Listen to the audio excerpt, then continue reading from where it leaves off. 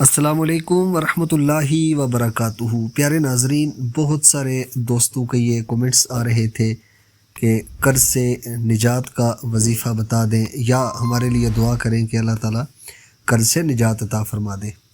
پیارے ناظرین، یہ قرض ایک ایسی چیز ہے کہ جو شہید کے اوپر بھی معاف نہیں ہے۔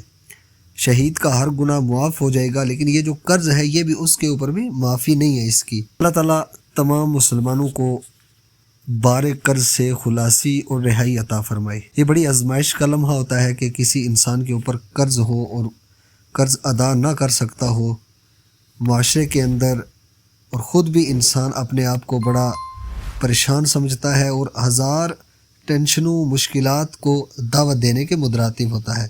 پیارے ناظرین، سب سے پہلے آپ ذہن یہ بنائیں، کچھ لوگ ایسے ہوتے ہیں کہ جن کا مائنڈ سیٹ ہی قرض ادا کرنے کا، چاہے 1 روپیہ قرض ہے یا 1 کروڑ ہے یا 1 ارب ہے 1 لاکھ ہے، کچھ پہ جتنے بھی ہے، سب سے پہلے آپ ذہن بنائیں۔ اور دوسرا سوال آپ کا یہ ہوگا کہ ہم ذہن تو بناتے ہیں لیکن ہمارے حالات نہیں بنتے، ہمارے پاس اتنا پیسہ جمع نہیں ہوتا کہ ہم قرض ادا کر سکیں۔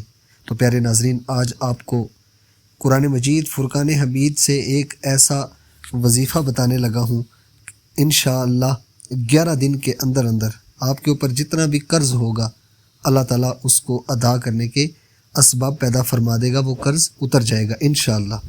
اللہ رب العزت کے کلام پاک کے اندر بہت بڑی برکت ہے، بڑی حکمتیں ہیں، بڑے راز اس کے اندر چھپے ہوئے ہیں۔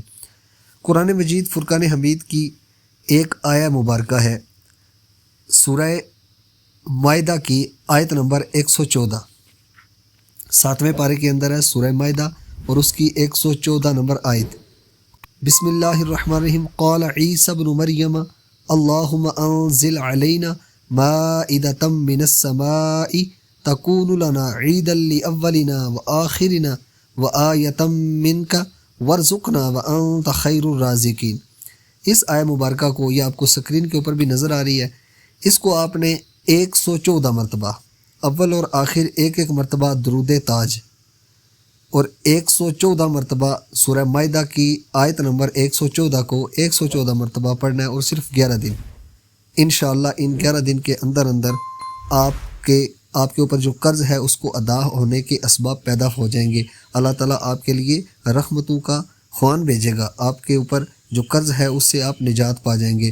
اللہ تعالیٰ تمام مسلمانوں کی مشکلات کو آسان فرمائے، مشکلات کو دور فرمائے، پریشانیوں کو دور فرمائے، اور ہر مسلمان کے لیے آسانیاں پیدا فرمائے۔